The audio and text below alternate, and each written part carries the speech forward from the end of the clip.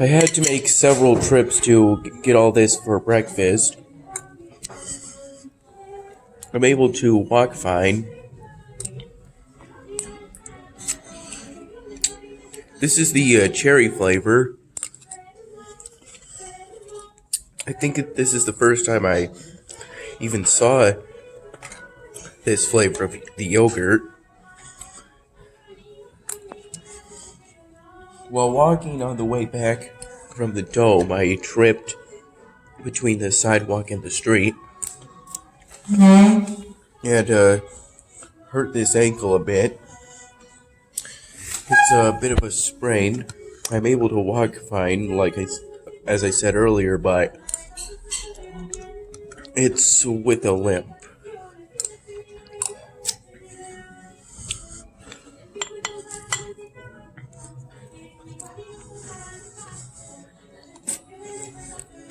This tastes pretty good. The lineup for breakfast seems to have some variations from day to day, but they are minor.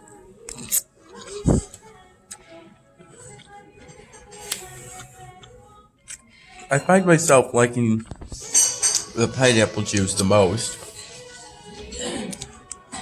I think I'm the only member of my study abroad group currently here. Breakfast starts at 7, but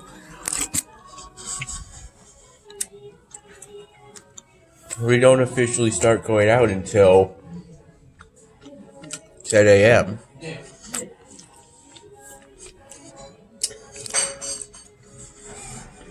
This is a double espresso.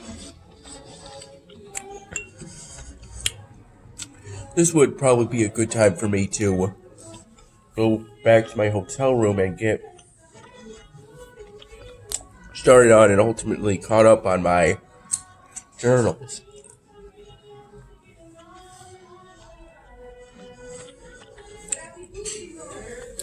I'm supposed to be keeping a daily journal, but I haven't even started yet.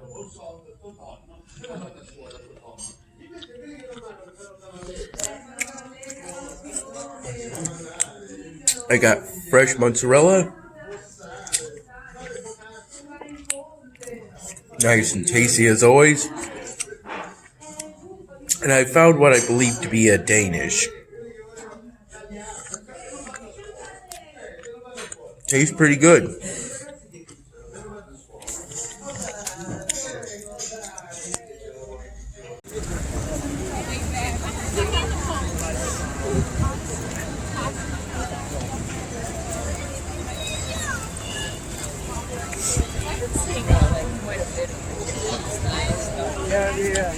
So what is this area? So this is called Piazza del Popolo, People's Square, and this is one of the most ancient obelisks in the world. How old is it? I think it was built in the 13th century before Christ, if I'm not sure. However, it was built by the Emperor Augustus Ottaviano. Egypt was a Roman province. So, to symbolize the power of the empire, they brought the obelisk in here. How did they bring it here?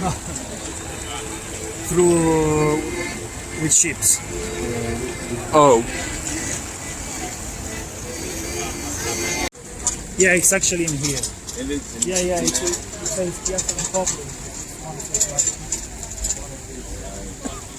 I wonder if that's included in the ambient part.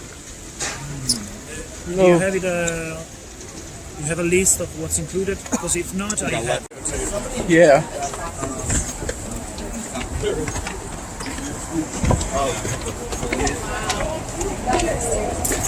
Yeah. You probably should video one.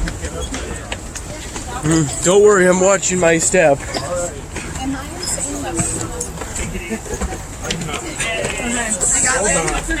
I got like a few whiffs of it and I was like,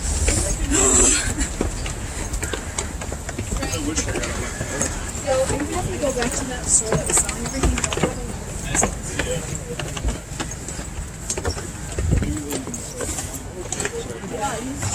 Is this the Terrence? You don't? Like it's not the whole way. Around, I was like, hey. I think it might have been the people that went down the stairs. I know, I was like, hello. I was already looking around, like, wait till the wind went out. I was like, I felt mask on that one. We all gonna be like go backwards after this trip. That's already this big.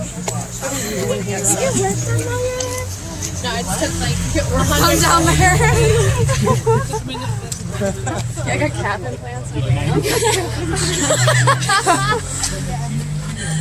I've always hated my calves. Like they've always been ginormous. I dance like my whole life. I'm filming. Oh, you just got that all on camera. Do you want me to? Don't laugh at my calves, okay? My baby. I've never laughed at something like that, nor will I ever. Thank you. I appreciate that. When I was playing soccer, because of the goalkeeper, I needed like.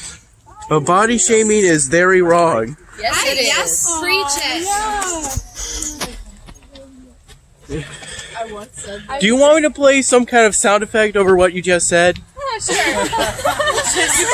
you can replay the video over and anything. Honestly. Yeah, you can crop that part out. Yeah, that was really thoughtful. Thank you. It's okay. I don't. No. What we should do is on the side have a picture of your cat. Oh, I'm confident now. I once said mine were the size of Mexico, and then smack you out with my calves. Like, yes, I can smack you out with my calves.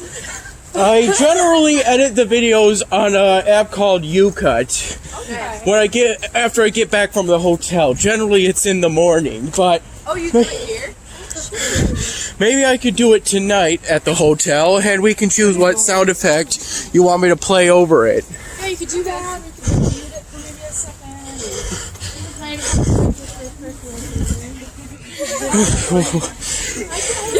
Whatever seemed most beneficial. Me and the calves. Katrina and the calves. You played it on repeat behind it. Did you see that guy's camera?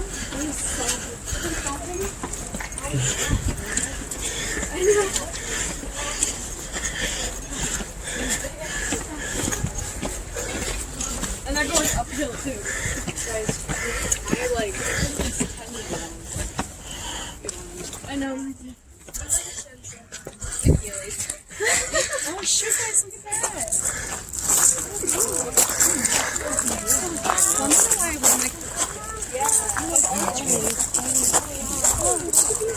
Hey, Cameron, can I film your shirt, please? I was intrigued by that shirt the first time I saw it. A little sacrilegious, but that's okay. What do you mean? You guys have a red jug too? Against Representing. We don't have that. I do. They haven't yeah, that's right. That's one of their. You have to come visit us from the red jug out. We can all get a count. Please come out to my place. Yeah. What am I talking about? You do way better than Rockford. We literally have Did you already get I already took it. I was offered three tablets, but we still gotta get the foot brace to make it easier to walk. We'll find one on the way, okay? Okay, thanks. I can walk fine, but it's with a limp. A slight one at this point, I think.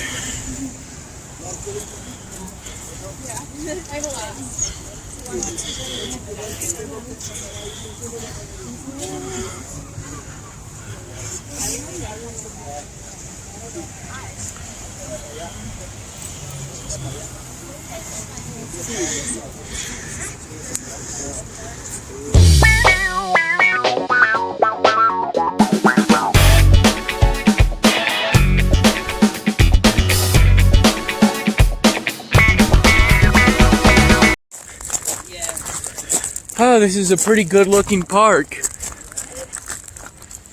I don't think the palm trees are natural for this kind of climate area, but they look nice. and so do all the other plants and statues. What do you like most about this park? I enjoy the green grass from being away from the city. It makes you feel like you're somewhere else. Instead of just sidewalks and streets, you're actually getting fresh air. Personally, I would have included more greens and make the gravel less. I agree. The Mediterranean. And Can't expect anything. I hope I didn't interrupt you, but at some points it's hard to see the grass. Yeah. Look at that. It looks good.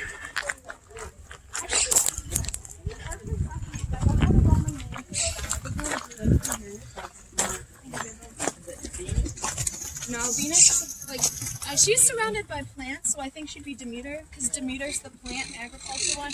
But Persephone is also the goddess of flowers and shit. But there's two people. There's a baby in that bucket.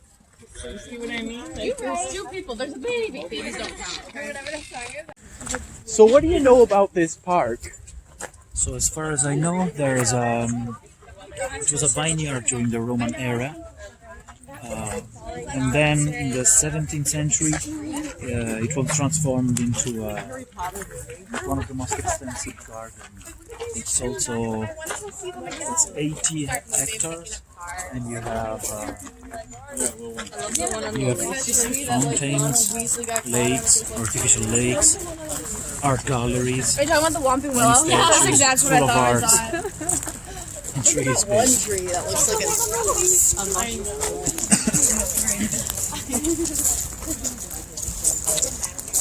Was it a vineyard for the whole period of time the Roman Empire was there? Not sure how long it lasted as a vineyard. Everyone, he needs his privacy.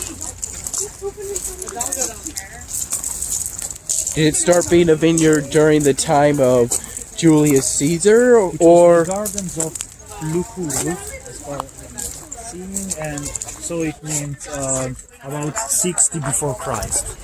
60? 60 years before Christ.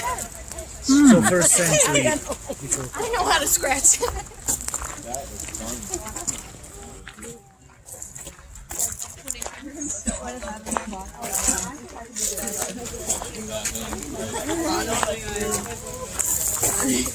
Yeah, like a siren should be popping out. Oh, what do you like about this park, Toady? It's interesting. I like all the statues of famous people. I like how green it is. Little water fountains all over the place. Beautiful. I like the views too. Yeah. There's plenty to see. Alright, indeed.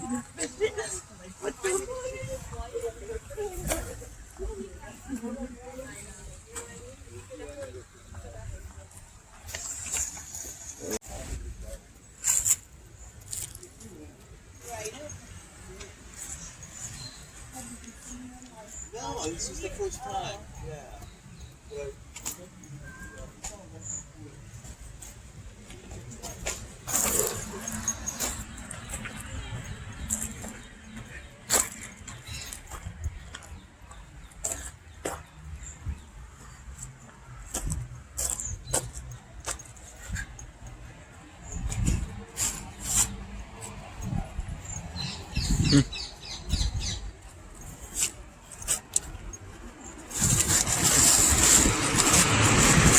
Oh, I was thinking there was no barrier at all. Alright, yeah. Okay, that's good in case someone trips over the wall or something. Yeah.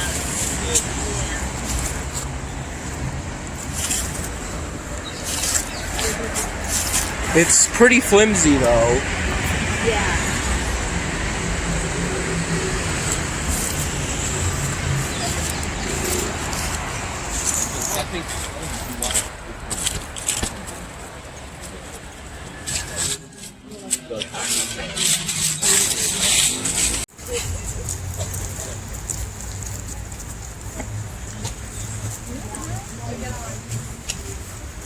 Hi, baby. Well, two dogs crossed our path.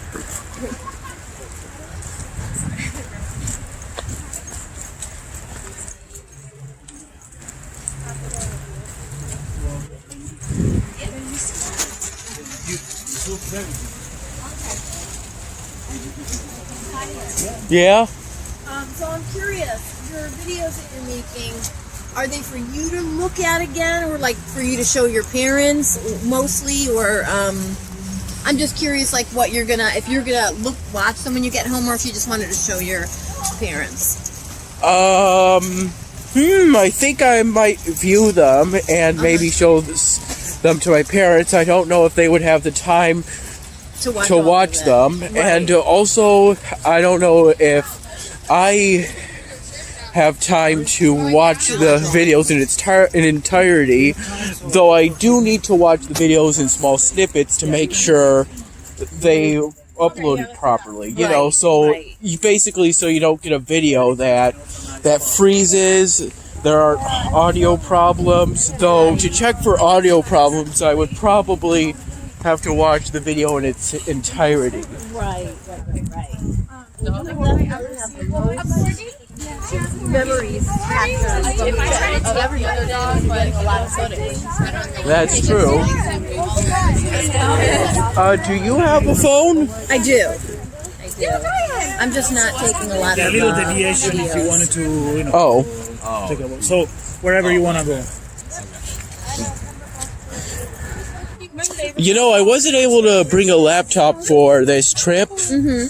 So I had a Dan Hamming episode that was pretty much done. I just needed to recreate it in Camtasia to optimize the quality of it. Okay. I probably could have maybe finished it last night if I you was had your able to bring at laptop. least the small laptop. Right. Well, actually, no, it's entirely on the big laptop. And I couldn't bring that one, probably because it wouldn't have fit in my suitcase. True. Okay. I have the 98th episode finished. This is something you're creating?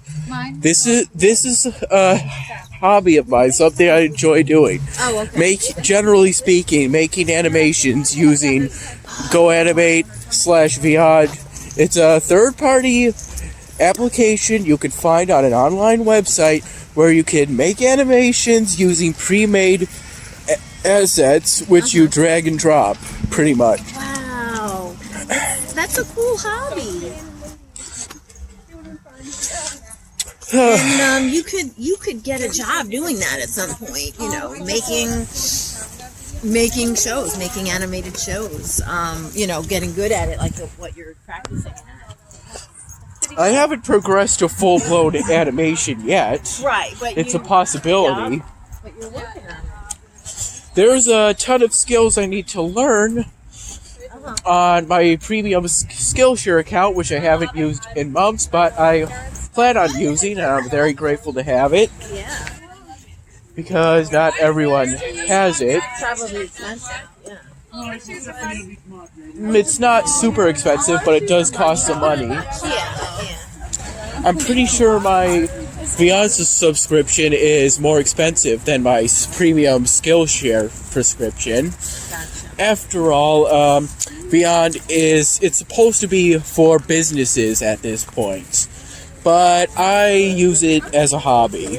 Okay. It's not really for any business purposes, Right, you're just fooling around with it and learning. in a way. I mean, if you use a program like that, you're naturally gonna learn as you use it. You know, Right. it's pretty much inevitable. Yeah. I'm pretty sure my 98th episode is better in quality than the golden era of the first 18 episodes that make up that collection of Dan Hammond episodes that became super popular on YouTube, my YouTube channel.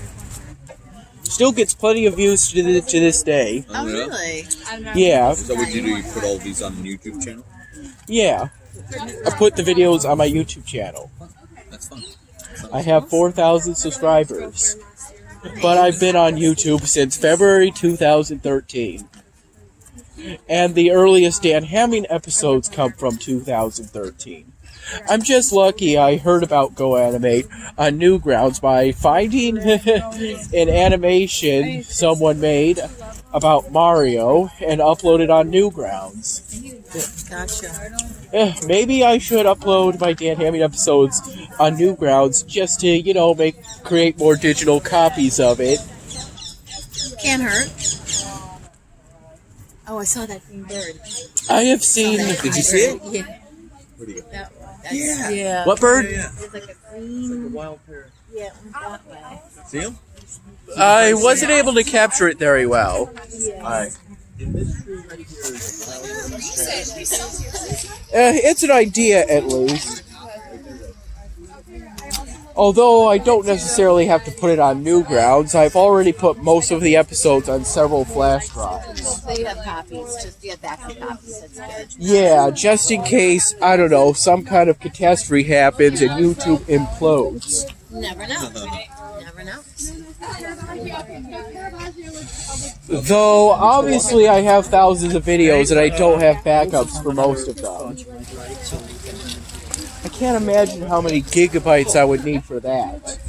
Right. The footage I got for my third day yesterday, it's 12 gigabytes. That alone. Just from yesterday? Yeah, I had to make some space on my phone by deleting the 2-day footage compilations I made using UCut by editing it there to make some space to take the footage of day 4.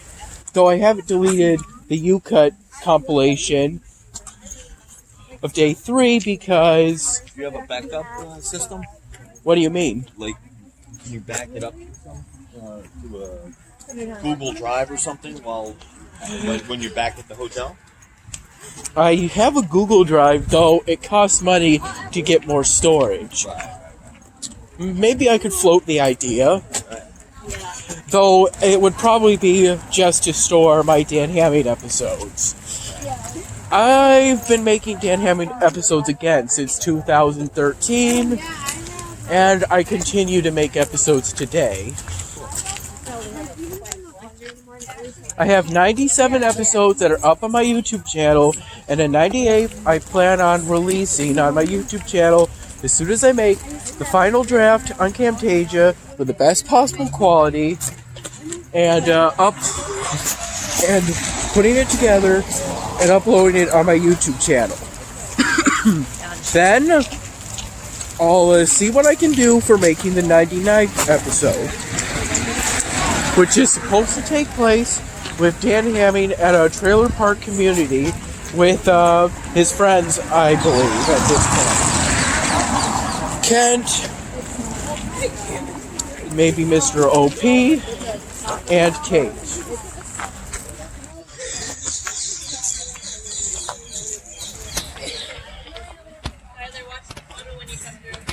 Don't step in the puddle, bud.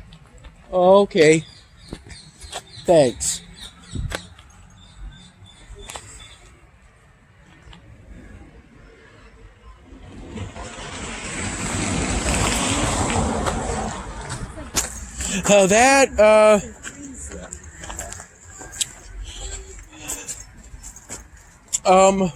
What supplement was I given? Give you Advil. It really helped. It's easier to walk now. I don't have to walk with a limp really anymore to avoid pain. That really helped. Yeah, what it does is it brings down the inflammation. Yeah, it helps quite a bit. Though I don't think that a supplement can reverse a sprain. No. It just masks the. It just eases the pain. It really makes a difference for me. Yeah, of course. How is a bird able to sense when you're nearby? Right. I don't know. Bird, did you say? They can hear. Hear you. They feel the their vibration. eyes are kind of on the other sort of sides of their head, so they can move it a little bit. So Their eyes they are can placed- probably have more of a view.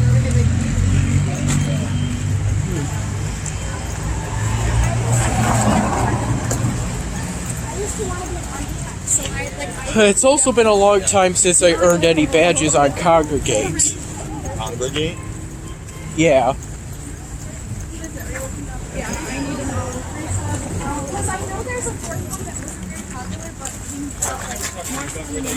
I've also been unable to go on my Iron Rage account. Is it God? Uh, Watch out. Just keep walking. Yeah, there's nothing you can do with it. No, don't. We don't know what's going on with that.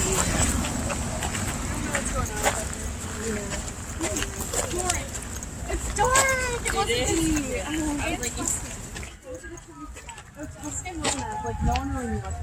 I heard from a episode of the Berenstein Bears that could potentially be some kind of mechanism that was evolved through evolution or something.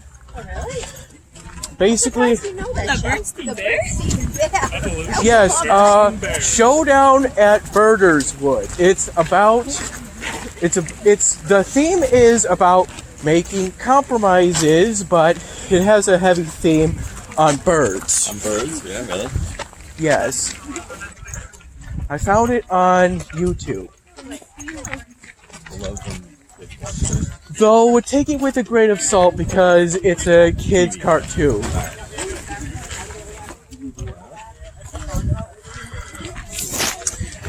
I like that show though. That's cool. Iron Rage is a multiplayer game that you can play on either Facebook or Congregate. Obviously, I found it on Congregate and got into it because I wanted to earn the easy badge and the medium badge for the game.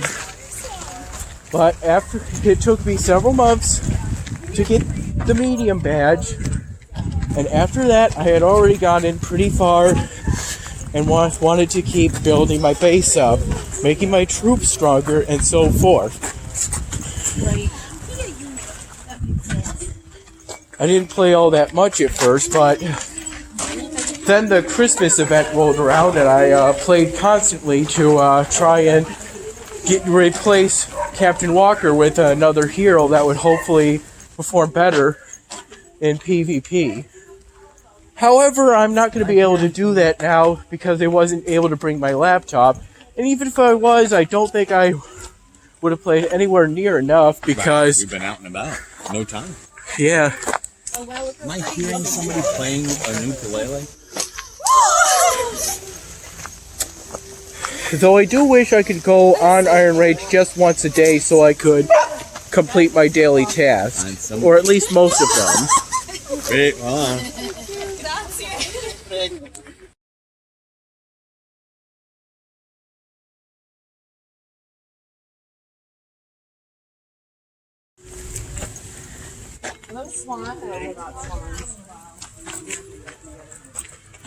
I mean, this is a pretty beautiful view. Very nice. You study medicine? No. Yeah. Okay. No, yeah, that is a temple to Asclepius, who was. You haven't seen this lake It was before, built in right? the I've 19th not century. seen any of this before. A new It's all new to me as well. resembling the ancient buildings, but it's built in the late 18th century. You are correct. Big head. Like, look at that. Like, he's literally going around this beautiful lake. Yeah, it did. Yeah. I'm close to him.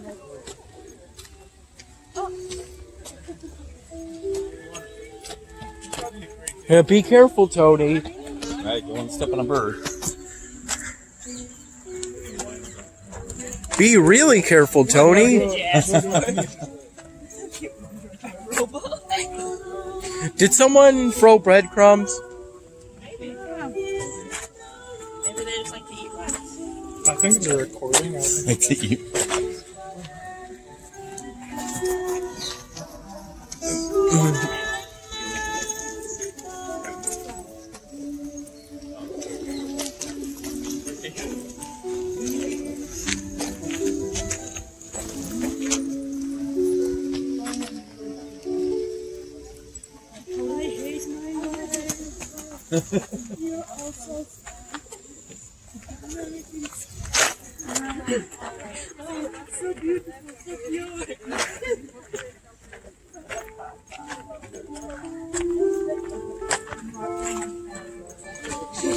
This is a really nice park.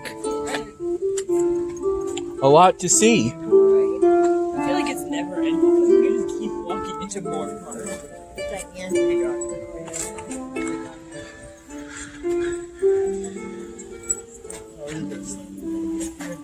We don't care. Bye.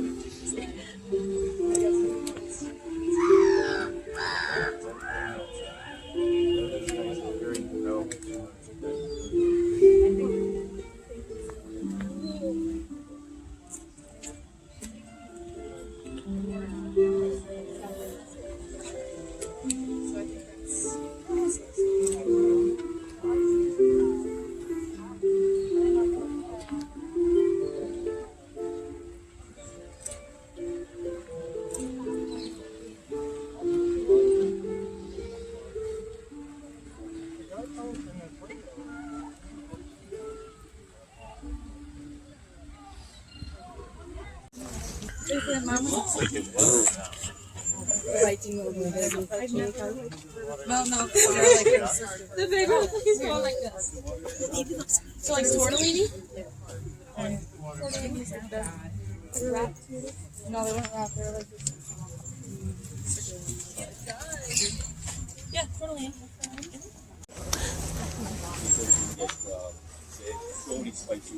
Casina, it should be like casa is home. Casina is like, like a small house.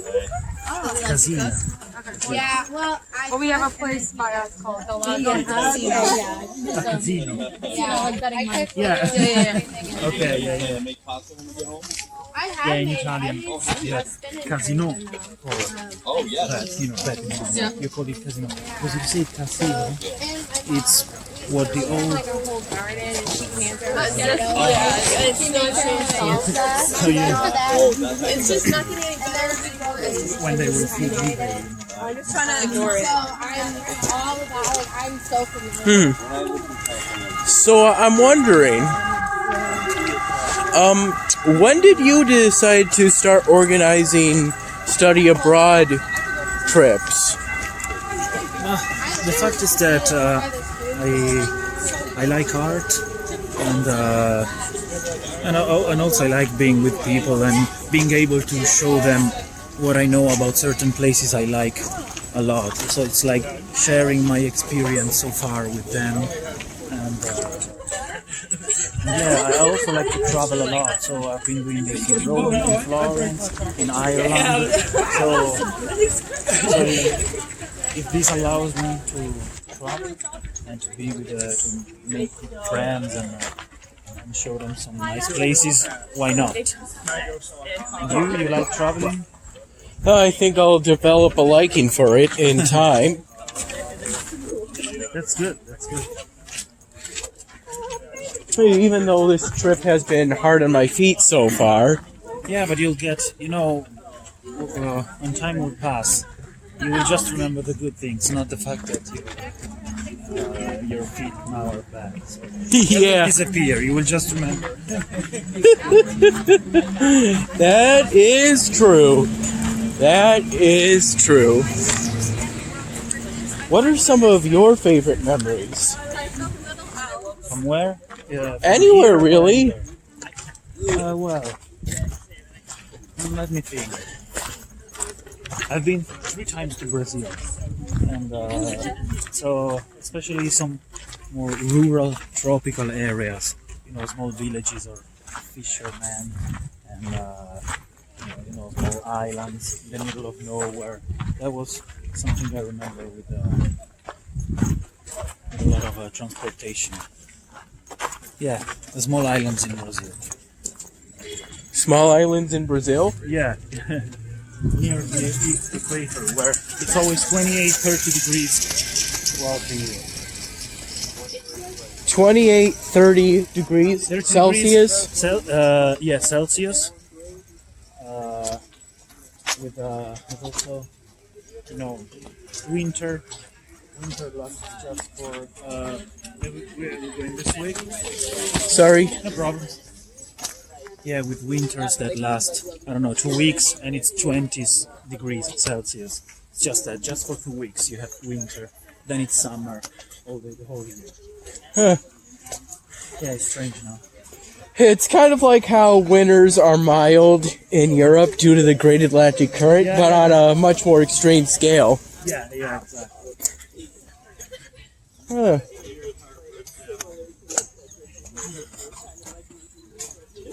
Does Brazil have a Zika advisory or a malaria advisory?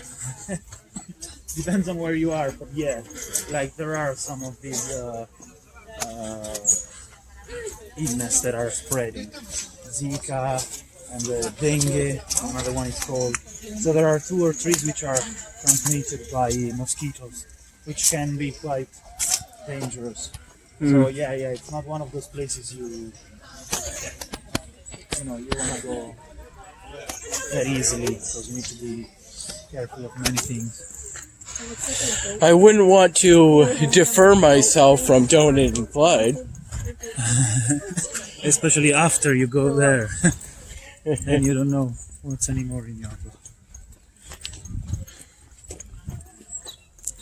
I've done, I believe 16 whole blood donations, 16 pints, and I've contemplated doing a platelet donation due to... Watch out, Tyler. What is there to watch out? There's dog poop on the floor. Good thing you noticed that. Yeah, but it brings luck if you. What? Filming can be quite a distraction.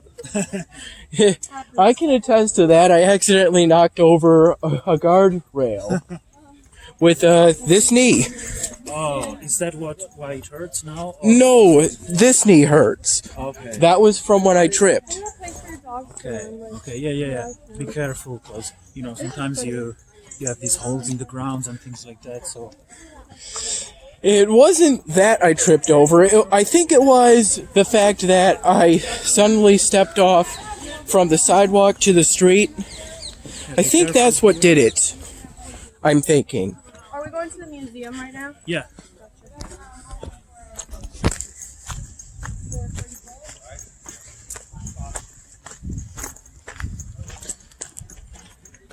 But filming all this stuff, it makes it so authentic, It does. all the things that come up.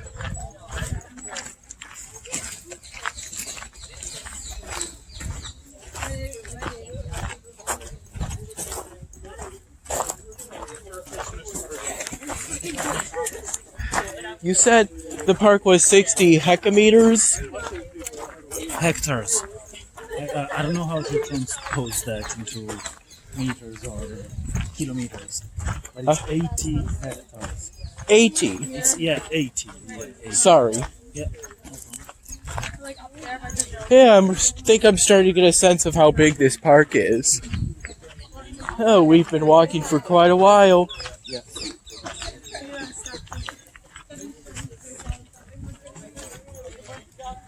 I'm doing A-okay. My feet don't hurt as much as yesterday, Oh, that's good. and especially the day before that. Yeah, then as soon as you get used to it, it hurts less. Sure.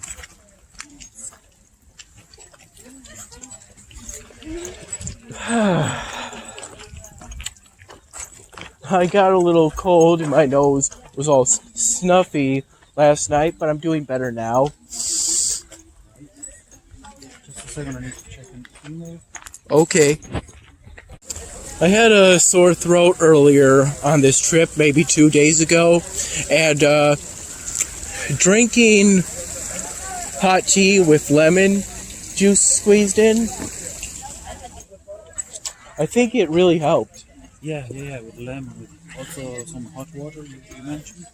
Hot water? Yeah. Yeah, I don't know, but with lemon with a sore throat it's a good choice. Yeah. Just remember, I'm currently filming right now. And I just don't want to capture anything I shouldn't, you know? Yeah, you can cut it if you want.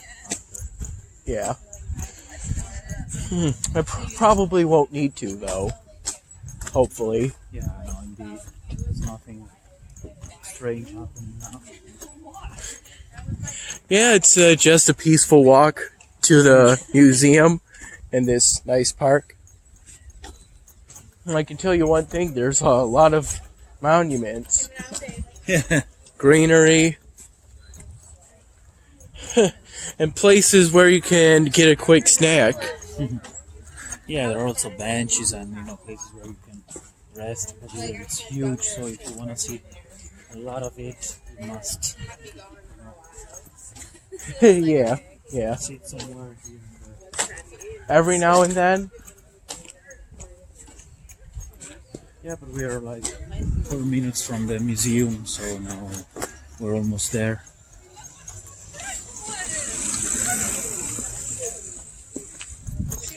Have you ever rode a Segway? Sorry, if I have ever what? Ever rode a Segway? I saw you could rent a Segway, but though I didn't think it was a good idea with a bit of an ankle sprain. Imagine what would happen if someone fell off a Segway. Yeah, indeed. I don't need that after tripping. No, you don't want that to happen.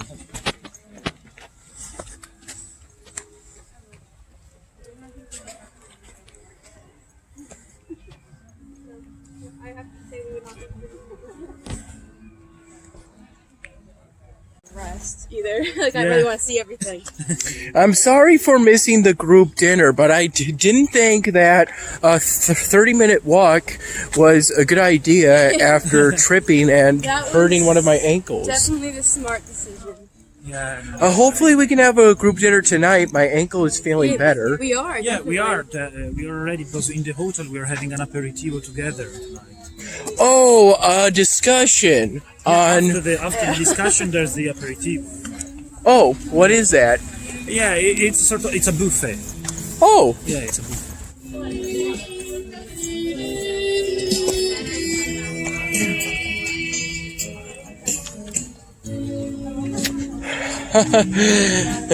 the music in the park sure is nice.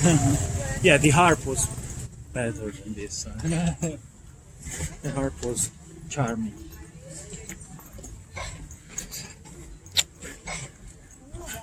I'm glad I made space earlier. There's going to be a lot of stuff to film. Yeah, indeed. How many gigabytes do you have there? I haven't checked, but I was at 84. Last time I checked, I was at 84% out of 128 gigabytes used. 84% used or 84% used. All right, so you need to be careful because it's just the 4 days, and you have other 4 days in Rome, and then you have Athens. Yeah, but I can delete stuff as it's uploaded to YouTube. Okay. After checking the videos, of course. Yes. Of course, they don't have time to watch the entire video or even listen to the entire video, but I can watch small parts to make sure it doesn't freeze at some point and then never play again.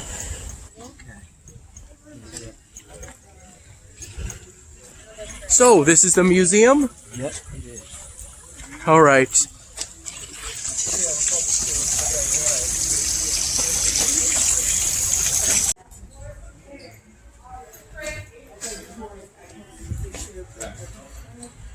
Oh, these are some nice plants.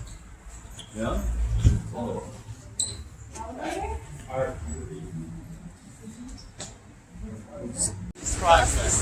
we're on the opposite.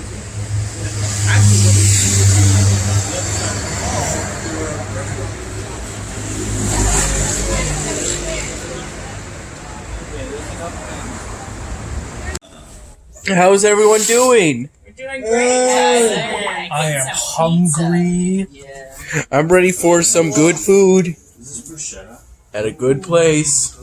What is it? I don't know what bruschetta. It's bread with Food. Yay! Starving. and then Thank you for the what's the pronunciation? Advil. It really helped. Oh, good. You're brand new again. Pretty much. I mean, I know not really, but you know what I mean. It masks it. Yeah. Okay.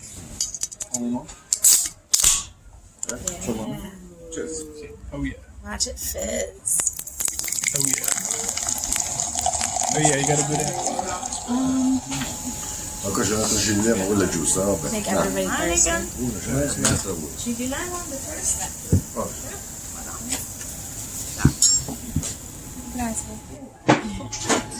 You inspire me, Tyler. I'm gonna film mine too.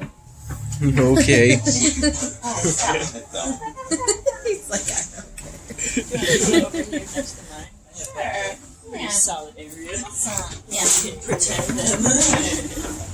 So, you got this and are letting me try it. What's it called? Perone Chile Lemon.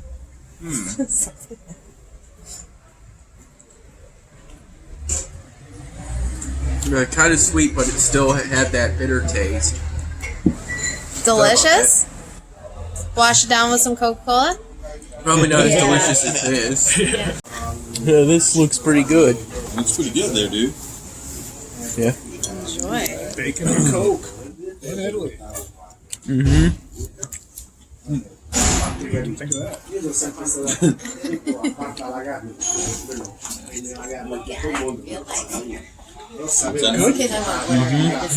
I know.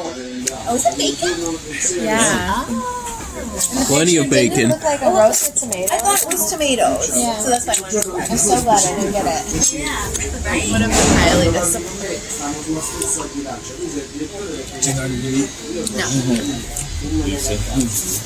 I wonder, should I get gelato here? I don't know. We might stop on the way.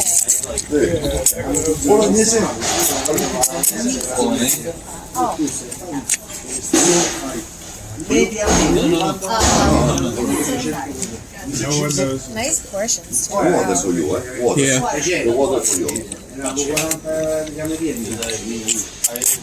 I like all my family members. Well, what's up? Like mom and sister. And then so I just take it and I just forward them wherever it's in. Oh, that's, you can do that? Yeah. Oh, that's nice. Yeah, if you just hold down, you can select Wow. forward. So how is everyone's food? So good. Very good. Mine was great. Yeah. You ate it all. That's awesome. There you go. I tried to eat it slowly at the end. Yes. Thank you very much. The food is very Italian. Is that pesto? Yeah. I was able to get on the Wi-Fi a while ago with some help by one of the servers. That's good. Although my YouTube upload of my footage from the third day doesn't seem to be progressing much. you on YouTube. I need to see Yeah, I subscribe. Right. He's got 4,000 subscribers. Maybe I could help you to subscribe on my channel. Yeah. You did say, have you gotten on this place's Wi-Fi yet? I am. Okay, We can do it right now. okay. 4001.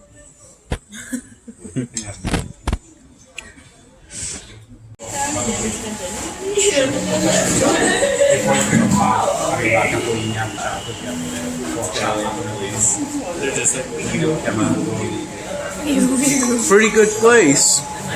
Right, Tony? Very good. Very good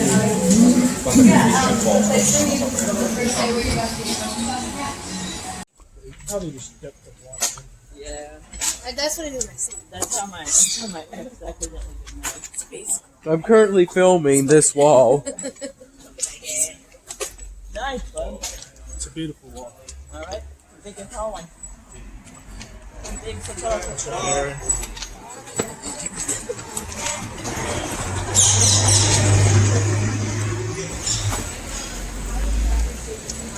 Okay, here we go.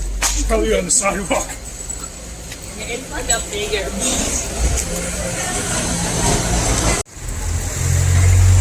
One of my study abroad members graciously gave me these mints. I believe it was you. Yeah, it is me, but Thank you very much. I currently have one of the mints in my mouth. me too. Yeah. What? I'm enjoying it myself. What question did you ask me that I said yes to? I didn't ask you a question. Oh, okay. I just made a statement that I'm enjoying it myself. I'm enjoying it too.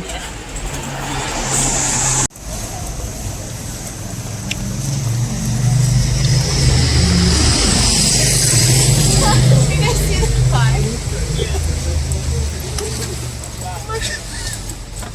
Just like shoved it right there. Yeah, no parking tickets. My favorite thing about it, they like like every other car with batteries like that. Perfect parking space. Like they're on right, exactly. There are no rules. First Tesla. Where's the Tesla? Yamato. Where? North Drive? I couldn't really see it.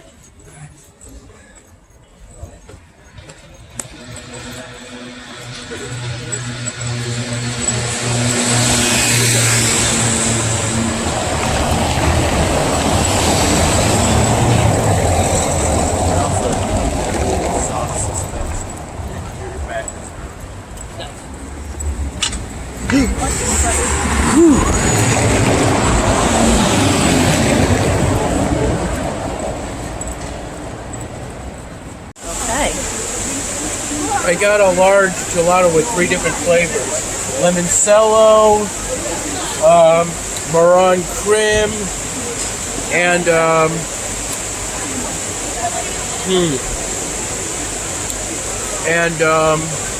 tiramisu. Tiramisu, that's what I got. Looks good. All A right. pretty good combination of flavors. Looks like it. You're gonna drip on the lemon side. A pretty good biscuit. Enjoy it. I will. With you for Alright. Okay. several more days, week and a half. So a big part of what we're experiencing now in Italy is the love of food, and it's kind of integrated in what we're doing here. Meeting with people, getting to know locals, and getting to know each other surrounding food. So it's kind of an appropriate topic to talk about. So what comes to mind when, if I were to ask you guys, like, what is a healthy diet? Vegetables. Balance. Not just balance. I think of like thoughtful eating, like understanding, okay, if you have a large lunch, salad for dinner. Yeah, like organic ingredients and knowing what's in your food. Yeah. If you can't read the ingredients, you should not. It's not food, right? A colorful plate, I heard. Like, There you go. Michelle Obama. It actually wasn't from that. It was like a Jonas Brothers clip from like middle school. Tyler. In regards to healthy eating, it would probably be a good idea not to eat the same thing over and over again, maybe. Diversity of food. Very good. Not only could you be missing nutrients from only eating one thing, you can become like sensitive to something if you like eat it too much. Your favorite thing, someone eats peanut butter all of the time, and all of a sudden they can't eat it anymore because they kind of like That just happens to me. Yeah. I did that with hummus. Yeah, you can really do that. So Tyler, that's a great point. So yeah, I mean, everybody's correct, of course. There's no perfect cookie cutter approach to a good diet and healthy nutrition. Our bodies, while as human beings we have obvious similarities, our bodies are different from each other. We have different things that will work for me than will work for you, etc. So our needs are going to kind of vary from person to person. So there's no exact right answer on what should I eat. There's a lot of gray area. One of the things to keep in mind is that you guys, we are all our own best nutritionists. There's a lot of information out there. There's a lot of experts. There are great information. There are a lot of books, and you can get little nuggets of wisdom here and there. You don't necessarily have to subscribe to any one, the blood type diet in its entirety, or whatever, or the raw diet, just raw food, or you can take little bits and pieces and then experiment with them and see how it works for you. Because I've worked with people before, for instance, drinking green smoothies might work great for some people, but they're very hard to digest. And, so some people are choking down these green smoothies and doubled over in pain, and they're like, but you see how good I am? I'm going to keep doing it. It's like, so there's the difference between nutritional information and your body wisdom, where you get information, but you really then have to see, well, gee, let me see if it works for me. Test it out, and it may very well work for you, but if it doesn't, you don't just have to follow something that is kind of counterintuitive to what your body's telling you. If you're having stomach pains, or if you're having a lot of gas, if things don't feel right, then there is probably something that you want to steer away from. Try something else. So that's an important concept to keep in mind. On top of that, what is or isn't good for you is likely going to change over time. Our bodies probably are not the same as they were when we were 8 years old, right? Our bodies are continually changing, and our environment is continually changing. A lot of things are introduced into the environment. There are a lot of, there could be chemicals that they introduce into the food supply, or toxins, or what have you, things that you're exposed to that change the way you process food, and as I said, your body's changing over time. So something that worked for you for a while might not always work for you. Someone might be eating strawberries most of their life, and it's like, oh my God, what happened now? I can't eat strawberries anymore, like with the peanut butter or the hummus you were saying. And sometimes we've always been sensitive to a particular food, and our body was compensating, and at that point, we weren't getting any symptoms, but there could be a tipping point. Where it's irritating, but the body is doing something behind the scenes that we don't notice, and then at a certain point in time, a tipping point occurs, and now you might get some symptom from it, and realize, gee, maybe I should lay off of that food. And you can think of that in terms of therapeutic diets and maintenance diets. Yes, Tyler.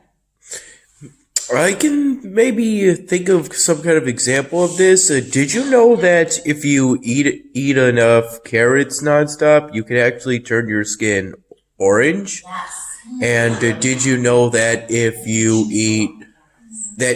eat enough radishes, I'm thinking is that you can turn your I'm thinking it's beets. You can turn your urine pink. You can scare yourself. You can scare yourself 2 days later after juicing lots and lots of that. That's the way. But that's the way. And you will pee fluorescent and poop it too. But that's a side note. If you ever want to check your transit time, like your bowel transit time, like how long it takes food to go through you. That's the way to do it. Or eat roasted beets or whatever. And clock when you ate it and when that color comes out, and then you will know. So anyway, so that was a little sidetrack, but it's very scary if you've forgotten that you drank a lot of that juice. Oh my God, I ate a crayon! I'm bleeding internally. Never mind, it's just So the difference between a therapeutic diet, so like I was a vegetarian for 13 years. I haven't been for the past, 10 or 12 years. And the more I learned about nutrition, the more I decided it was something I needed to reintroduce into my diet in a thoughtful way. We'll talk about that in a couple minutes. But people can go on a raw food diet or a vegan diet or whatever diet you might want to try that's making you feel good and cleansing out your body. But just because something is good working for you for 6 months or 3 months or 2 years, doesn't mean it's a good diet to stay on the rest of your life. So you want to always check back in with yourself. You know, and I've told nutritional clients before, you know, if someone is a strict vegetarian and they're like, well, I just don't want to change, I'm like, that's okay, because I get the ethics. I was a vegetarian for many years. You can't argue ethics. But if you're experiencing these 6 problems, you know, you're having an issue like a weight problem that you want to, you know, someone wants to. So if you're experiencing these things, you might want to consider a change, as long as it doesn't, you know, I know it's a hard step to take. As I said, I had to take that step. It was like really gross at first, but just something to keep in mind that it might, something that worked for you for a while might not always work for you health-wise. So always check in with your bodies, just to make sure what you're doing still works. Let me just interject. Yeah, I had a friend, Hillary. I told you about Hillary. Who was Yeah. staunch vegetarian for 30 plus years. And one day she just woke up like, I need a steak. What? You know, and she went and had a steak and she's like, oh my God, I felt great. I'm like, how is that freaking possible? You know, I've been a vegetarian since I was 19 and it's just not going to happen. I can't even fathom the idea of just waking up Sunday. But her body was telling her, you know, I need this. I need this. And she did, and she, you know, and it was what she needed. And it was fine. She listened to herself, right? She did. She listened to herself, and that's the big point. Yeah, it's an important concept.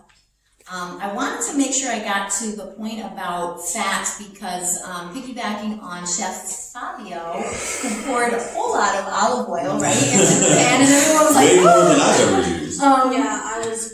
Yeah, I was like kind of repulsed, I'm not gonna lie. Yeah. Right, but I want to explain to you why he has the right idea. When I make a red sauce, I do put quite, I measure it. I don't know if I put quite that much in, but I put a generous amount in, like a quarter cup, or, you know, I make sure there is oil at the bottom of the pan. And so not only he was mentioning it has vitamin E in it, but there are several reasons why we want to incorporate fat into our diet. And I know, like, you know, there's all the low fat and the no fat dieting, and we're kind of afraid of fat in general. But number one, they help to keep you, make you feel satisfied after you've eaten. So when you eat a meal that doesn't have fat in it, you're going to eat more, or you're going to be hungrier like in half an hour instead of 3 hours later. So you end up eating less calories throughout the day when you include a normal amount of fat. So that's one thing. You're not eating as many calories.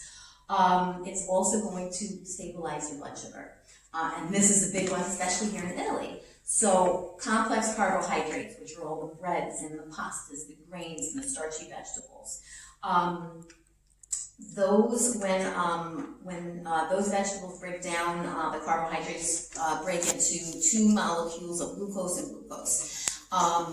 Unlike some other carbohydrates that are fructose and glucose. So when you've got double glucose, it's like a dump truck all at once of glucose into your bloodstream. Okay, so then your pancreas is like and like all this insulin comes rushing out. We gotta do something. Like all this insulin comes out at once, and over again. So when you eat complex carbohydrates without any fats, this is what's happening. It's the glucose is getting into your bloodstream super fast, right?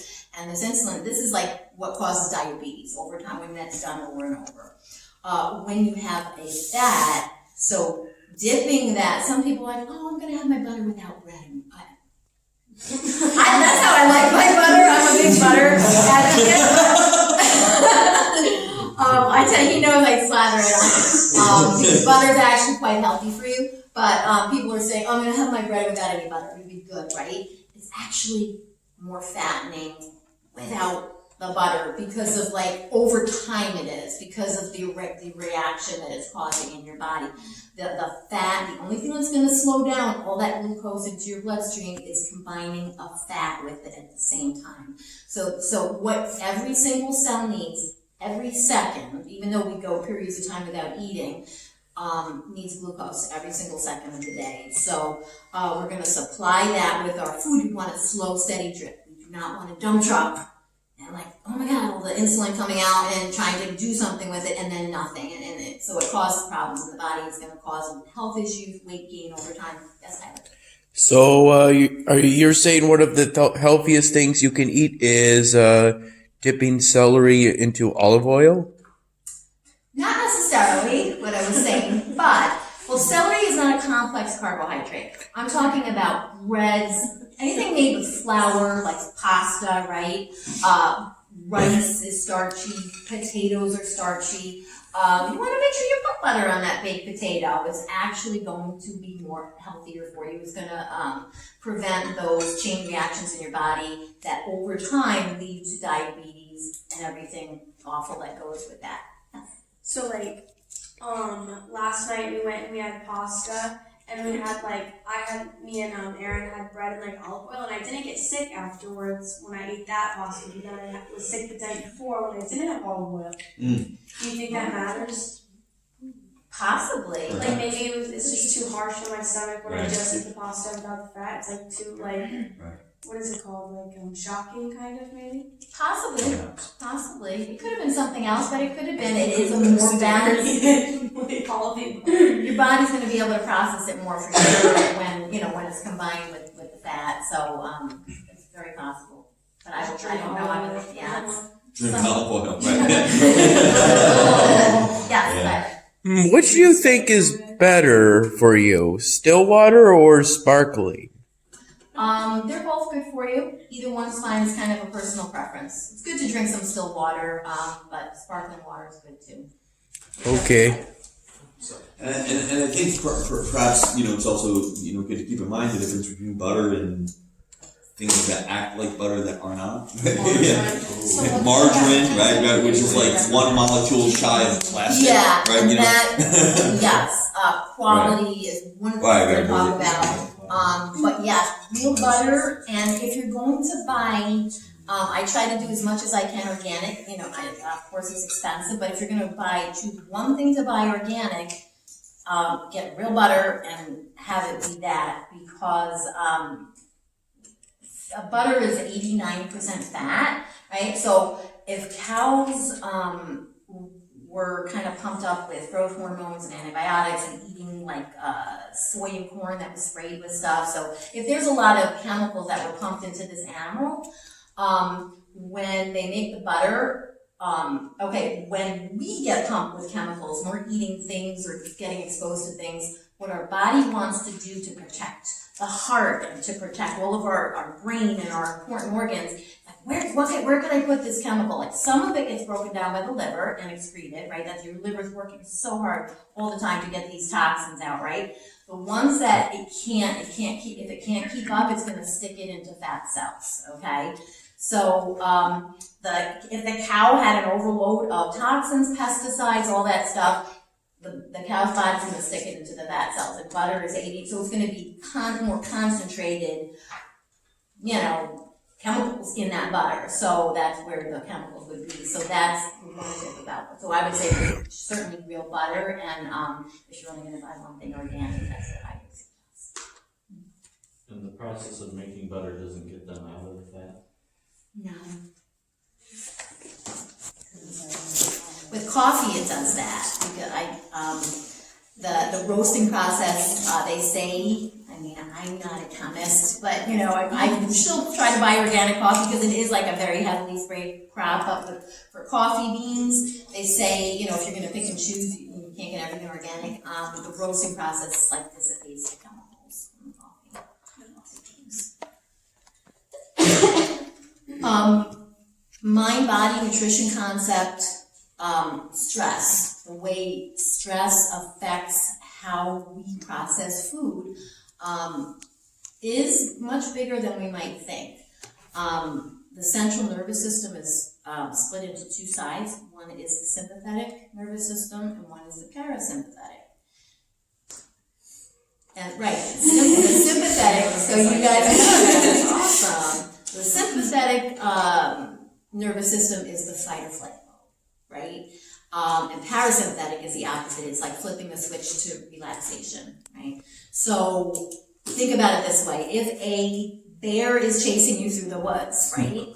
You're going to go into that fight or flight mode. So what is your body going to need to do? Join an intimacy bear circle. It's not an oval.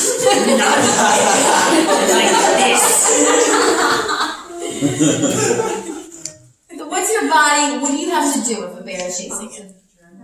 You have to run, so there's going to be a lot of energy going to your feet. If you're cornered and the bear is near you, you might have to have strength in your arm to punch it in the nose, I don't know. Or you might have to have a lot of energy and blood flow to your brain to think, gee, if I squeeze through that crack, you know, you might, so you, the blood and energy, like, Thinks about running away if from I bears turn a into lot. like a slime monster, so all the blood and energy and power is going to go into your legs, your arms, your brain, and there's nothing left here. So it's not just what's on our plate sometimes, it's who we are when we sit down to eat. Because if we're like, oh, this pasta's fattening, I shouldn't be eating it, and you know, if we're eating with guilt, or we're eating fast, or we're thinking about things, we're not in like focusing in the moment and on that meal, and having a lot of guilt and stress, you're not going to be able to digest the food properly, you're not going to be able to absorb the food properly, and you're not going to be able to burn the calories. It tells the body to store instead of burn. When we flip on that relaxation switch, eat a little bit slower, take 4 deep breaths before we eat, you know, and appreciate the food, like even whatever it is, a piece of chocolate cake, it's going to be better for you it's going to be, you know, less fattening and better for you if you're just enjoying it and not worrying about, oh, I shouldn't be eating this cake, or like, so the idea of pleasure when you eat has a lot to do with how you're going to digest the food, and relaxation and being in the moment, and instead of being, you know, trying to switch on that relaxation mode before we eat, instead of just rushing through a meal while you're doing something else. So that's, there's a book by Mark David called The Slow Down Diet, which he's the one who actually went through the certification process for the Psychology of Eating certification in Mind Body Nutrition, and it's a great book, and highly recommend it for more of that type of stuff. Wait, really quick side note. Have you ever read Mind and Gut? Looking at Mind and Gut Connection? No. Oh, I have it. Is that a good one? Yeah. Okay. Anyways, keep going. Okay, cool. Yeah, and I just talking about quality, is kind of my last point. You know, eating the things that we like to eat, but seeking out the highest versions of them. And I know you guys are in college now, and some of you are tied to the meal plans, and you know, so a lot of this information isn't necessarily for right now, just like the other courses that you take in college. Not everything applies to your life now, but you're learning. So some of this stuff can, you know, apply later on when you might have more choices, you know, and living independently. Some of you are probably living independently now, but maybe not all of you. But seeking out the highest versions, you know, for example, meat. You know, there's a philosophy that meat is bad for you across the board, which is not true. Not all meat is created equally. When I started eating meat again after being a vegetarian, I call myself like the meat snob. Like I eat meat from the local farms, from the farmers in my area. I get my chicken from this one and my beef from that, etc. So when because we get our bodies rebuild itself constantly, all of our cells and tissues are constantly like breaking themselves down, like getting rid of the old damaged tissues and rebuilding. So our bodies are constantly rebuilding, and we want to think about what do we want to be built with. Because the animals on commercial farms aren't always treated very well, right? They're in poor conditions. They might be standing knee deep in feces. They might be eating things that aren't natural to their digestive system, like instead of eating grass, they're eating this corn and soy, which changes the composition of their meat. You know, then they're getting all the pesticides along with that. They might never get sunshine, and then, you know, might have stale air to breathe. You know, so what do you want to be built with? You know, an animal that had all that fresh air and was able to move and wasn't tortured, had a happy life. You know, so we want to kind of make thoughtful choices like that. Yes. I saw an article a while ago, and they feed the cows gummy worms on occasion because it makes the milk sweeter and they're happy about it. So I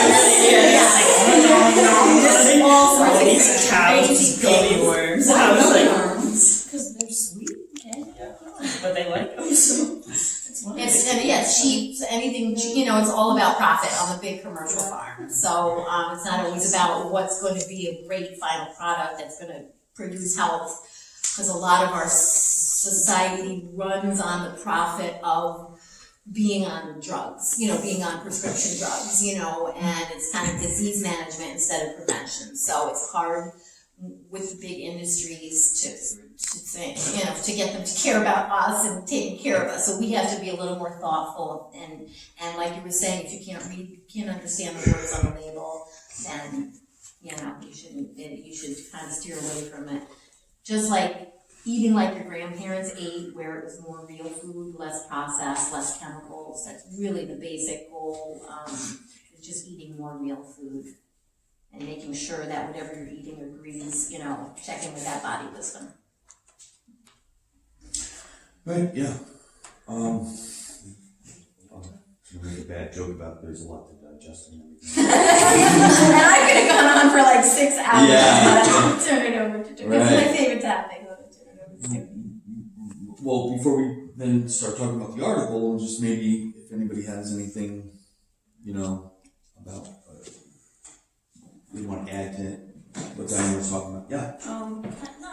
Yes, in part kind of what she's been talking about, but also like something personally that I've noticed here, like I get the pizza margarita everywhere I go, you know what I mean? But I was out to eat with Cam the other day, and I was like, you know what? Like, this tastes like tomatoes, and Yeah. It's my opinion that and I was Right. like, I know, but in America, food is so Right. over processed. I Like, it completely doesn't agree even with you. I taste agree. The like. taste is very I had different. margarita pizza today, and I was like, wow, I taste the tomatoes. Right, It's I was like, like, I this actually is taste the food. supposed to be. The chef even asked us, he was like, I've heard from Americans that it's not necessarily, like, food isn't present, and this is something that I've learned. There are these things called food deserts, and they're actually so present in America, which people don't necessarily think about, and it's just the aspect of not having fresh available food to you within a 10-mile walking radius, and they are so prevalent, especially in urban areas, and so I think it's just reflective of the fact. Has anyone had the peaches in the morning? Oh, so good! They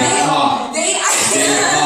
Seriously. Amazing. Right. You can just tell Right. they're fresh. Whereas if you get peaches at home, they literally, most of the time if you're eating them out, they come in these huge, disgusting tubs full of preservatives, like and everything syrup. like that. It's all the sweet syrup. Like, okay, also worked at McDonald's. For anyone who likes sweet tea, we make that with a whole bag of sugar. It's not healthy. It's just the aspect of understanding that even if we do have these foods available to us, which in all actuality we really don't. We don't think we do. I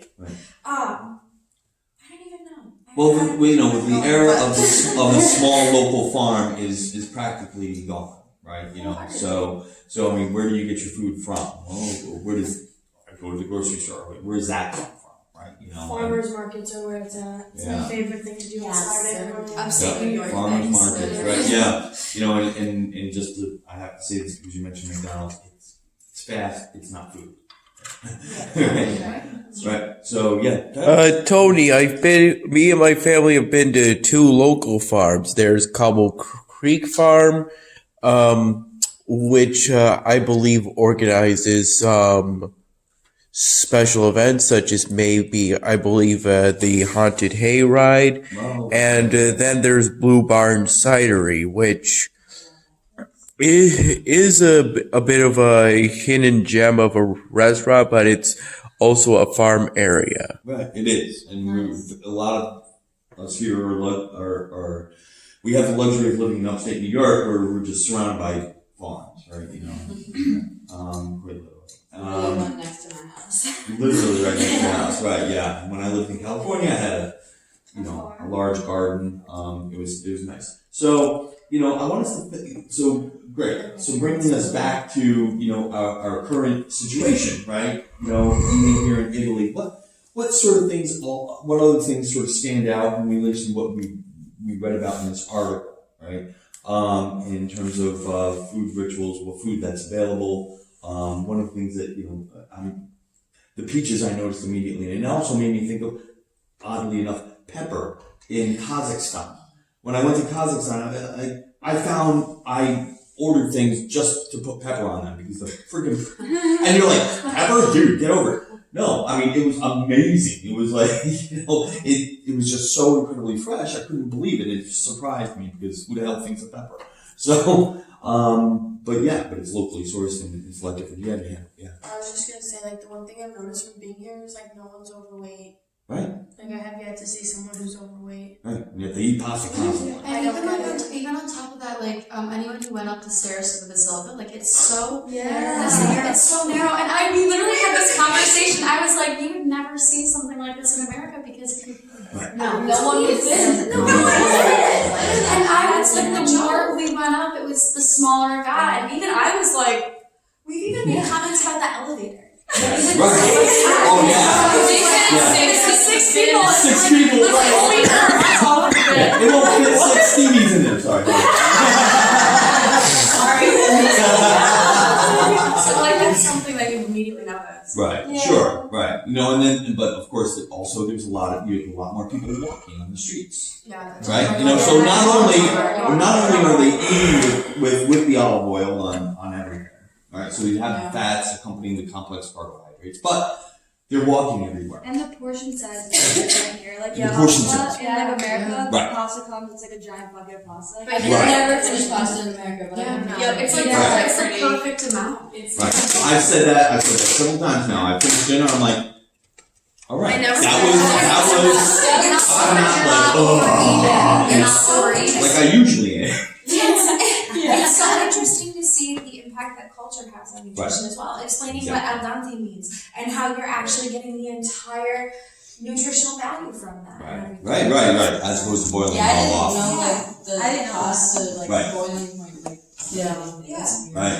And I think to segue this into some of our articles, and you kind of touched on this, I think when you said ethical, just the idea of what it means to be a global citizen and how that wholeheartedly impacts even our diet. Because even in America, most of our foods are being produced abroad and that sort of thing.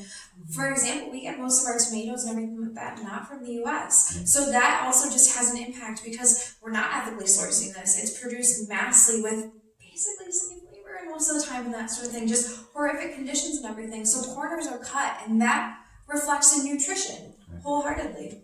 Right, and then if you factor in then the distance of your food, right, in terms of a carbon footprint, just amplifies the unethical aspect of it, right? So but then what do we do, right?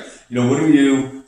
We live at home. Some of you are on, the school food plan. It is not much you can do with that, but soon you won't be, right? So what do you do, right? Try to have a garden of your own, or be aware we're in New York. There are farms, and CSAs, community sourced agriculture. Community sourced agriculture, where you pay a subscription fee and you get food delivered to you, or you go pick up food from a farm, real food, and it might be ugly, but you know what? It's fine. There's actually an online source for ugly food, and it's misfit food. It's called misfit food. It's food that doesn't look pretty, so therefore it doesn't get selected. It doesn't get selected to be They don't want it at in the supermarket, right? Everything has to be uniform. Those little apples that you're like, it fits so nicely in my kids' lunchbox are so highly genetically modified to do just that, right? So Diane was saying, consider your source of food. I'm vegetarian forever, but everybody loves the ritual of Thanksgiving. So I go down to Cayman, the local farm guy. I get the turkey that got a pedicure every week, and back massage, and in a spa. It costs me a fortune, but it's like when I eat it, for one, it tastes better, and two, I feel better as a consumer about eating. So what other have you encountered any strange eating habits that make you feel like outsider here in Italy? Yeah. The quick little coffee thing. I was quick little coffee. It doesn't really hit me that people actually do that. They walk in, they say coffee, espresso, bye, and then they leave. That's what I mean? I tried to explain that to my mom. She said, "It's so weird. You just sip it at the I'm such a make coffee last. Like I could sit in like a little bistro and drink coffee for 3 hours. Right, and like that's like what we're used to, like very like culture. But I mean, isn't like a Tim Hortons drive-through similar? See, okay, I was actually just about to say this. Drive-thrus don't exist here. If you walk Ah, around McDonald's, just Diana, I noticed that the other day. even the large stores that aren't shoved in between little corner spaces, drive-thrus don't exist. And So I guess, I'm so sorry, but you wouldn't see like a drive-through in a city. No, but even when we were driving through and that sort of thing, and this is something that like I've learned about before, us to customize specifically because it's called localization. Yeah. So the idea of something that's local, but you want to take it to the local level. Drive-thrus don't work here. They found that, and so they just don't. They tailor it to the needs of the people here. And on top of it, I also learned that a lot of other countries outside America are like so surprised that we're always in a rush, like drive-throughs. Like no other country like eats in the car or drinks in the car, and like they're so amazed that like us as Americans we're always rushed. Like they just spend so much time like sitting at a table or going into a place and just drinking coffee, eating, and then they go and do what they need to do. Right, and it gets to, I think it gets to, you know, what Diana was talking about, mindful eating, you know, and that stress eating that we do so way too often, right? You know, in Japan, you don't, you know, you have your little bento box of everything, you know, perfectly sized little food, you know, containers, and you sit there and you, that's what you're doing, I'm eating right now. Well, it is like a culture difference. Our cars are we're more dependent on our cars than other countries because America is bigger and you can't go places without a car. So our car is more of a livelihood to us than it is for someone here where they can walk, they have public transport. You see you walking with food all the time. I mean, it's different, Yes. but yeah. Yeah, so like for us, for drive-through, we're comfortable with that because our cars are where we're at. It would be like taking a coffee on the subway or something, you know? That is true. Yeah, I agree. Right, but there are some differences in you know, which then I wanted to talk about, you know, some food rituals that we all sort of engage in, you know, whether they're family rituals, or personal, rituals, you know. You know, what do you eat? When do you eat it? How do you eat it? And where do these rules come from? Right? Yeah. Well, something that I've talked to, you know, at least a few different people on this trip about is like, well, like I thought that, you know, maybe like dinner was the biggest meal of the day. I ate it really early and like this and that and da-da-da. And like I was talking to Cam who actually stayed here for a month and he was like, dinner starts at 8:30. It's very 8:30, 9. It's very small. Lunch is the biggest meal of the day. Like all of this stuff that I was like, and like then I was talking to this Cameron about it and he was like, yeah, like he basically was like describing it as like the meals get bigger throughout the day and then they were like, that is a very American concept, you know what I mean? That your meals have to expand every time you eat, like, oh no! Right, and your article talks about sort of the history of this idea of, you know, lunch, dinner, supper. Right? Supper was this large meal that you had late at night. You know, when I went to Spain, you know, lunch, siesta, which I was like, you guys, and then things kick in again around 3 or 4, you know, and then you go do your thing, and then you eat late at night, you know, and you know, for us, we probably think, oh my God, you know, big meal late at night, but it's not a big meal.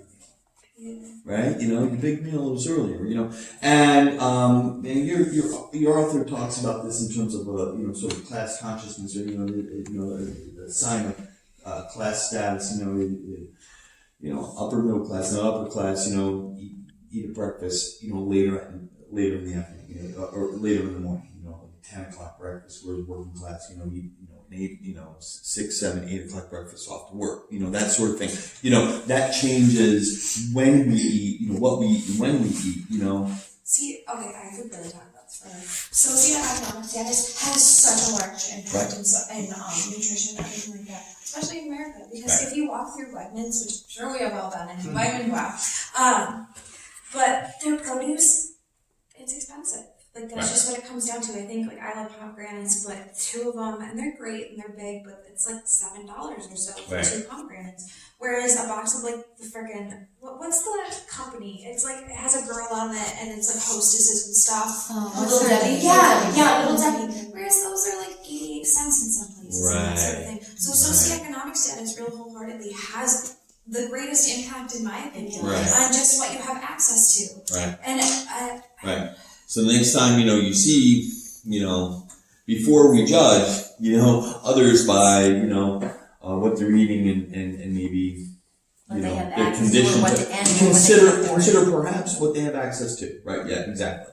It's far easier, or cheaper, to buy bags of chips and you can use the card, the food stamps. I forget what the card is called. At food, farmers markets. Yeah, farmers markets. There's been some strides taken. I've worked for agencies that try to get information and help lower income families, help to correct specific awareness campaigns and funding to try to help educate and lift that up a little bit. But it's very hard. It's not easy. Right. It's a big problem. Right. So I'm curious what kind of food rituals maybe that you experience that might be different from I just noticed that breakfast they have salad and like cheese, and stuff. I just thought that was really I overheard somebody saying I've never seen meat set up, for like that on breakfast. Is that you? Right. Yeah. And cereal, yogurt, toast, bagels. They have tiramisu out too with that. As funny as that. Which I appreciated. Right. Yeah. Done. If you're a frequent blood donor, which I think the threshold is if you donate whole blood 2 or more times within a year, it's recommended that you take either an iron supplement or a multivitamin with iron so you can replenish your iron levels between the donations. Depends on the age of the person. Because you can accumulate, young children, growing kids need more iron, but as you get older, men especially, because they don't menstruate, they don't lose blood, every month. You can get too much iron in your system as a man. It's recommended to give blood as a man regularly, to kind of release some of that, because you can build, unless you're a vegetarian, you're not eating, things with iron in it. But, right. Yeah. So again, gets back to the mindful. Where you are in your life, how your body changes over time. Right, where a child might need more iron than sadly, so it's not good to lose some blood. I'll get it from my doctor.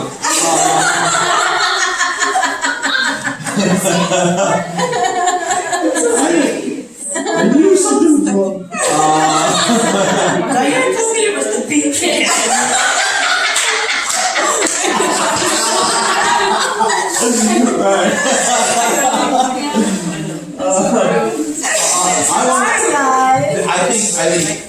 I think food is, I wanted to lead with food because, for many reasons. One, obviously, I love it.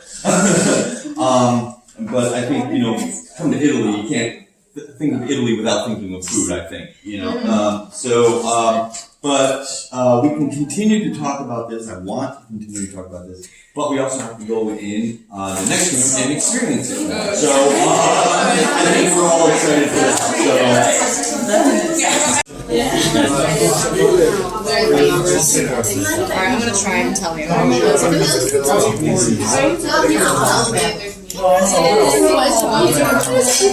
Well, these don't really seem like pierogi to me. Oh, okay. It's really good. Oh my god, they disappeared.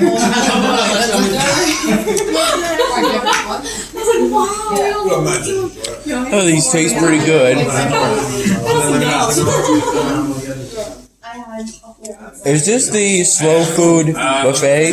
No, slow food is on Sunday. This is the aperitivo style, sort of buffet of many things together. There better be lardo or I'll be disappointed. It's vegetarian. Yeah. Because if you eat Yeah. I have a question.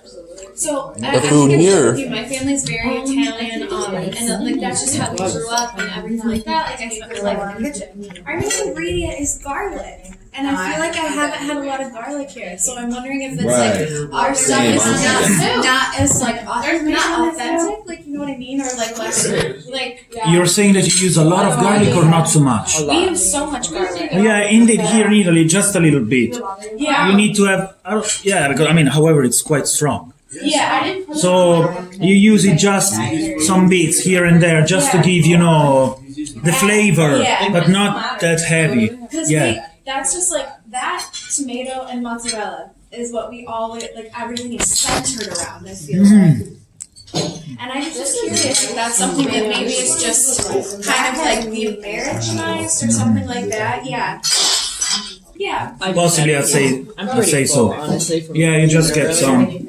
Also, garlic bread. Possibly it's something you eat. Yeah, because we don't really do garlic bread. We Okay. we use a lot of lemon too. Like a lot of our stuff has a lot of like lemon flavors to it. Then like we also use I feel like a lot more like basil, parsley, oregano. Yeah. Like I feel like those are I don't know Yeah. centers. For my experience, both in Ireland and also in the US, for what I've understood, everything is pretty loaded. Also when we were with the chef, and it was like the cacio e pepe, the cheese and pepper. It was just 2 ingredients, 2 or 3 ingredients. It's just 2 or 3 well mixed together that gives you so you can taste at least 2 or 3 ingredients, not 10 or 15. And then there's maybe one that's very strong, which, covers all the other. Yeah. So I don't know, maybe it's part of this. I was just curious. I mean, I just had a thought occur to me. Well, what condiment do you think is the easiest to eat straight? I'm thinking it might be jam, and I'm thinking Vegemite might be the hardest. To eat? Sorry, what? To eat straight? To eat straight with nothing else. Just eat it right out of the bottle. plain, it's like saying just like by itself. To eat it straight is to eat it plain, not mix it with anything. And most of that was up and down. You mean the simplest cuisine? The simplest. The simple food? No, I'm just thinking. I mean, take a bottle of ketchup and eat it straight out of the bottle. Something like that.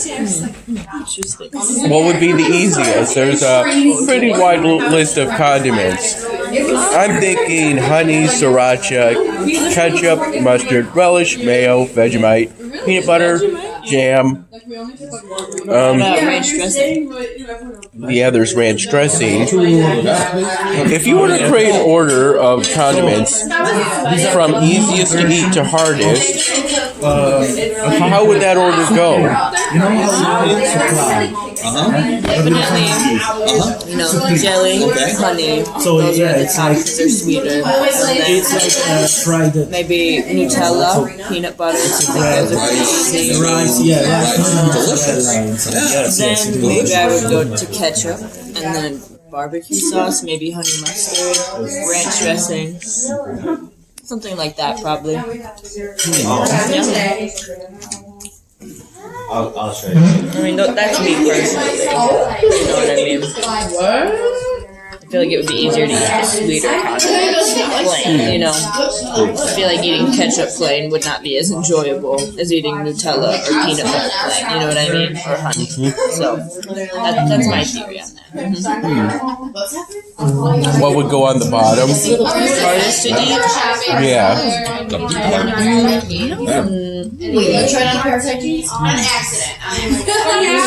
Maybe like sriracha, like hot sauce, you know what I mean? It would be very hard to drink a lot of hot sauce plain. Oh.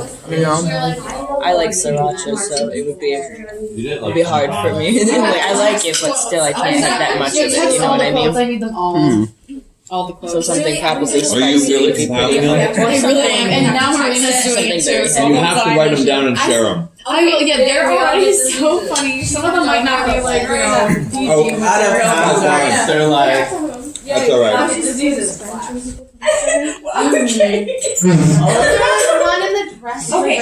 Oh, like what? What do you think would be the hardest condiment to We be all made? get diseases. I was thinking Vegemite. Yeah. What's Vegemite, to be honest? I don't really know. It's an Australian food. It's like veggie spread, but I don't know. Yeah, it's an Australian thing. Yeah. I know it from the song. Yeah, Down Under. Yeah, down under. Right. And you can get it in America, but it's not very popular with the population. You know what I mean? People don't really like it there. Is it a side ingredient? Like a paste almost. So many. Yeah, like almost like jelly, but like vegetable jelly. You know, something sort of like that, right? Would you say that's fair? You know, something I don't like, to be honest, is coriander. You know the Oh coriander? no? Yeah, no. You have a sensitivity that does it taste like soap? Feels Yeah. The thing is that it erases all the other tastes. Right, It covers right. them. Yeah. So you just That's all you taste, right, yeah. I'd probably say Vegemite or hot sauce would be the hardest to eat. One of my friends. But I've never really had Vegemite, so I don't know what it's like. Neither have I. Another girl from But from what I've heard, a lot of people don't really like my friends just posted you Well, what about horseradish? Ooh, that's another one. That one might be.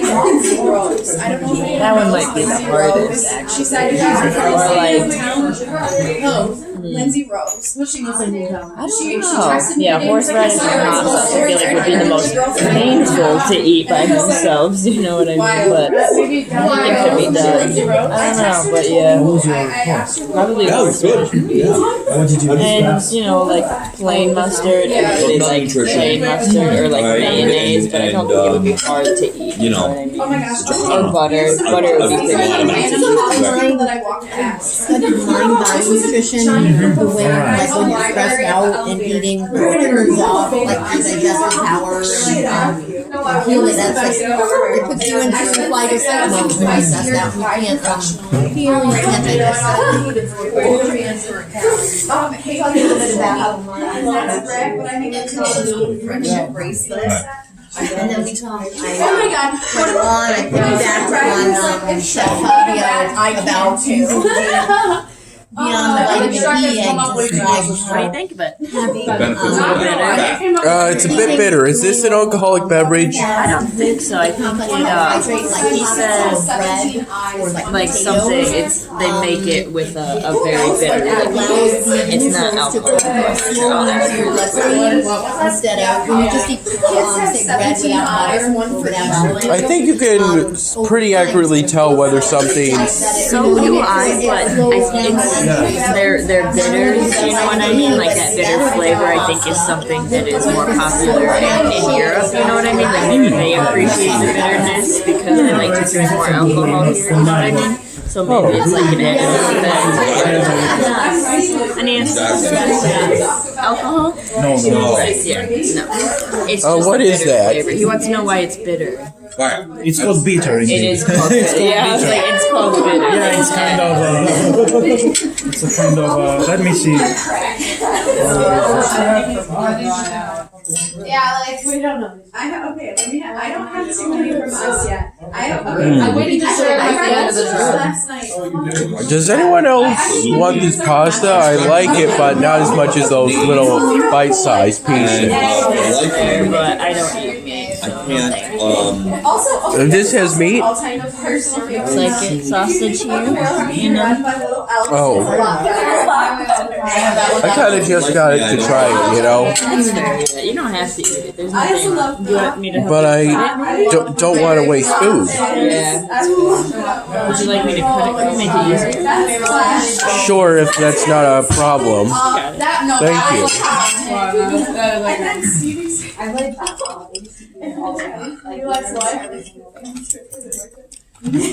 Were you able to find any information on bitter? Not yet. It says that there are like some added herbs to give this kind of bitter and sour taste. So like what I was saying, that should be easier. Thank you. Much easier. Much easier. With person on the tour. Tastes pretty good. It's so important because look, I can tell you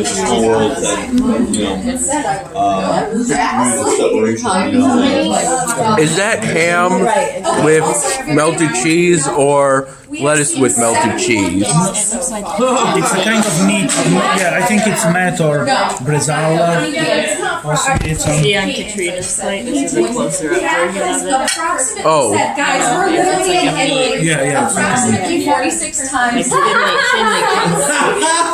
Okay. And Stevie's sunglasses have approximately gotten caught in her hair 9 times. And I have untangled them 5 times.